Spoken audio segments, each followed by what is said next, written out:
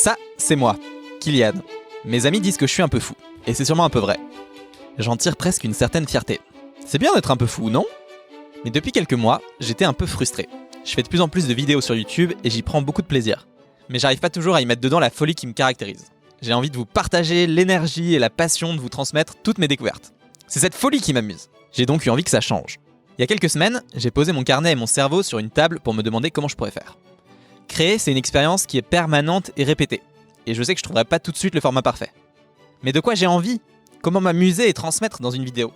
Qu'est-ce qui m'inspire ? J'ai pris le temps de tout sortir de ma tête et je me suis rendu compte qu'il y avait un concept de Casey Neistat qui m'avait beaucoup marqué. Il en avait parlé dans une vidéo qui s'appelait « Do what you can't ». Ces 3 minutes de vidéo, ça a été une vraie claque pour moi. J'y voyais presque dedans comme un manifeste du créateur qui disait « Notre responsabilité créative, c'est de toujours se confronter à des choses que l'on ne connaît pas. C'est comme ça qu'on progresse. » Ouah, forcément ça me parle. Bim, ni une ni deux, ça m'a inspiré un concept fou. Je vais me lancer des défis Do what you can't pour réaliser des choses folles que je ne me pensais pas capable de faire. Pourquoi on n'irait pas rencontrer Seth Godin aux USA ? Pourquoi est-ce que je pourrais pas atteindre 100 000 abonnés sur ma chaîne ? Ou encore vivre pendant 3 mois en suivant rigoureusement les 4 piliers de la créativité. Et pour chacun de ces défis fous, je vais vous emmener avec moi dans l'aventure. C'est ma manière de ramener de la folie dans mes vidéos. Alors mes amis, bienvenue dans ce premier épisode des Do what you can't ! Pour cette première tentative, j'ai voulu me confronter à un défi lecture.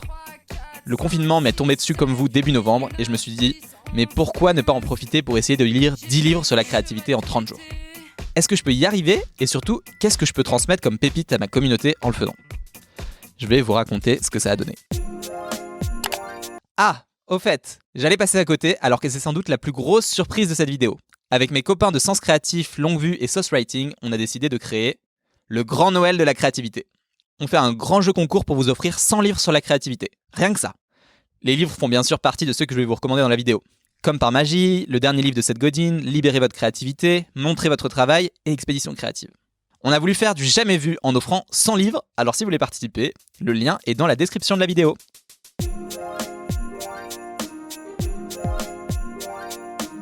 J'ai commencé la première semaine plein d'enthousiasme. J'étais motivé comme jamais et j'avais du temps devant moi. On était le 1er novembre et à ce moment-là, le mois s'annonçait plutôt calme. Vous allez voir que la suite va me faire mentir et que ce défi allait être bien plus galère que ce que je pensais. J'avais compté le nombre de pages totales que je devais lire sur le mois, 2412, soit 81 pages en moyenne par jour. Bon, c'était 3 fois plus que ce que je fais d'habitude, mais c'est pas non plus infaisable en y mettant les formes le soir et les week-ends. Surtout en confinement. D'ailleurs, je suis sûr qu'en vous chauffant un peu, vous pouvez vous aussi le faire. C'est une habitude à prendre, et comme la lecture peut changer nos vies, avec un peu de volonté, je suis sûr qu'on peut tous y arriver. Sur les 7 premiers jours de mon défi, j'ai donc lu 3 livres.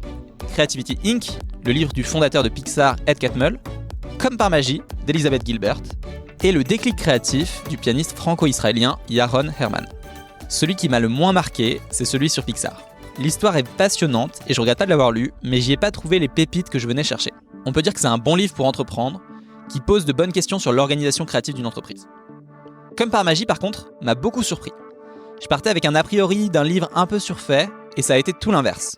C'est un excellent livre sur comment découvrir notre unicité, nos trésors cachés et les qualités que l'on veut développer pour faire germer cette compétence si mystérieuse qu'est la créativité.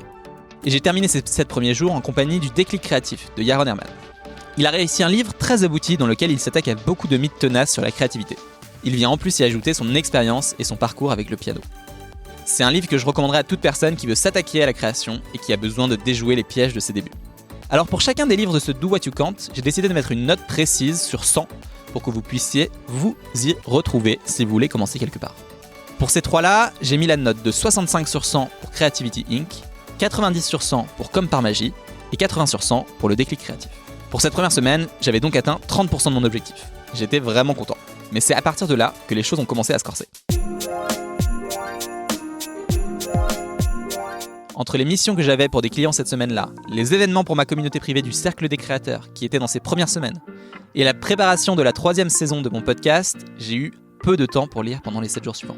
La semaine a défilé à vitesse grand V, et je me suis donc concentré sur un seul livre que j'ai terminé le dimanche soir avant la fin de la 2e semaine. Ce livre, c'était Find Your Artistic Voice de Lisa Congdon. C'est un livre magnifique qui m'a bluffé. Et d'ailleurs, c'est assez étrange parce que quand je lisais le livre, il y avait certains passages d'interview qui me plaisaient moins. Mais je dis souvent qu'on doit juger un livre au nombre de fois où on y repense après coup et où on a envie d'aller le lire ou le conseiller après. C'est exactement ce qui m'est arrivé avec celui-là. Il m'a fait beaucoup réfléchir dans les semaines qu'on suivit en me questionnant sur ma singularité, sur comment travailler et trouver mon style, et aussi comment naviguer sur nos parcours créatifs parfois obscurs. Et en plus, il est magnifique avec beaucoup d'illustrations colorées de Lisa. Je lui ai mis la note de 85 sur 100, c'est un livre à lire absolument pour tous les créateurs, et encore plus s'ils sont dans des métiers visuels. Bilan après 2 semaines, un peu déçu car je suis qu'à 40% de mon défi à ce moment-là, et quand je regarde la semaine qui arrive dans mon emploi du temps, j'avoue que je suis plutôt inquiet.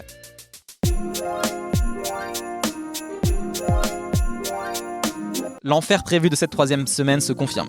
J'ai même pensé à arrêter le défi et le reporter parce que je me sentais à ce moment-là complètement dépassé. Tout allait de travers et ça a été sans doute ma semaine la plus difficile à vivre depuis que je me suis lancé à mon compte. J'arrivais pas à écrire mes vidéos, je préparais le nouvel épisode d'un podcast que j'aimerais lancer en janvier mais je trouvais pas les mots. J'animais un atelier sur Zoom pour une entreprise qui m'a pris 2 jours de la semaine. Bref, j'étais complètement débordé et c'était pas très agréable. Mais je me suis dit que j'allais la jouer finement. Au lieu de me disperser, j'ai pris 1 heure chaque jour pour me replonger dans 2 livres que j'avais déjà lus par le passé. Expédition créative de Valentin Decker et La guerre de l'art de Steven Pressfield. Ce temps-là et les heures de lecture du week-end m'ont permis de les relire rapidement et d'avancer quand même. Expédition créative, c'est une vraie boussole sur votre chemin de créateur. Valentin y parle des pièges et des dangers à éviter dans la route de la création qui est parfois semée d'embûches. C'est frais, c'est bien écrit et ça fait du bien. Et de l'autre côté, La guerre de l'art, c'est un peu un livre philosophique. Steven Pressfield aborde la résistance, cette force intérieure contre laquelle on doit sans cesse lutter quand on crée. C'est une idée qui est vraiment très puissante et qui me permet de dire que ce livre est un incontournable, mais elle pourrait être résumée plus vite et il tourne parfois un peu autour du pot. J'ai terminé de le lire à la fin du week-end de la 2e semaine et j'ai donc pas réussi à rattraper tout mon retard. Je mets la note de 82 sur 100 pour Expédition créative et 70 sur 100 pour La guerre de l'art qui m'a un peu lassé à la fin. Bilan après 3 semaines, à ce moment-là 60% de mon challenge est réussi, c'était pas perdu, mais la dernière semaine s'annonçait chargée.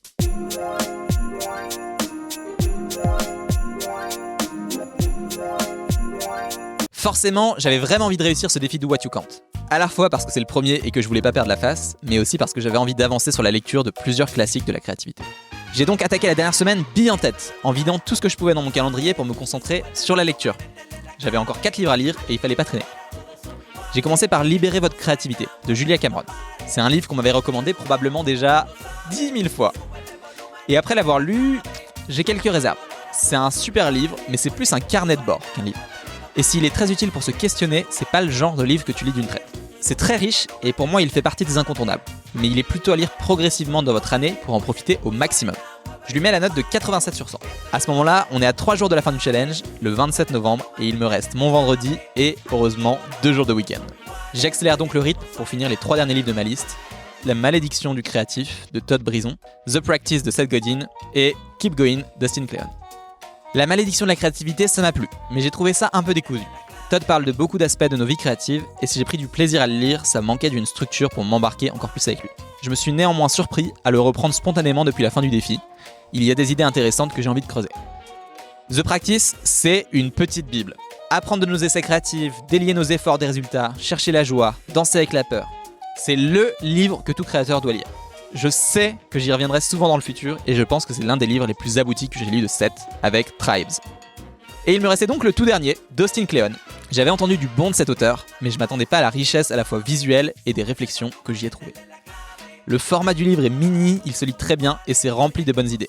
Mais il y a surtout un style graphique unique, et c'est sans doute ce qui m'a le plus charmé. Je me revois penser aux illustrations et ça m'inspire aussi beaucoup pour la création de mes contenus.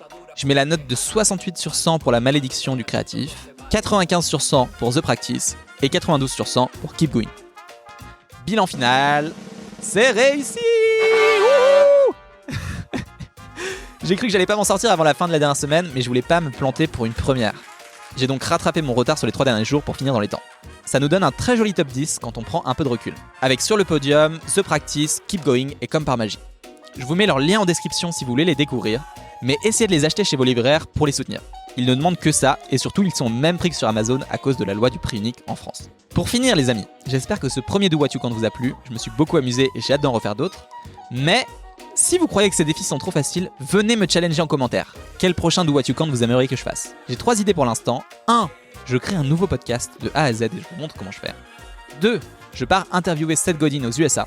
Et 3. Je m'entraîne pendant 30 jours pour devenir le meilleur intervieweur possible. Vous pouvez voter 1, 2 ou 3, comme dans Secret Story, en commentaire. Et j'ai hâte de me lancer dans la prochaine aventure. À très vite les amis. Woo-hoo! This is my country, my damn country. Give me my country, you can keep the rest. This is my country. country, and it don't mean a thing if you don't pass the test.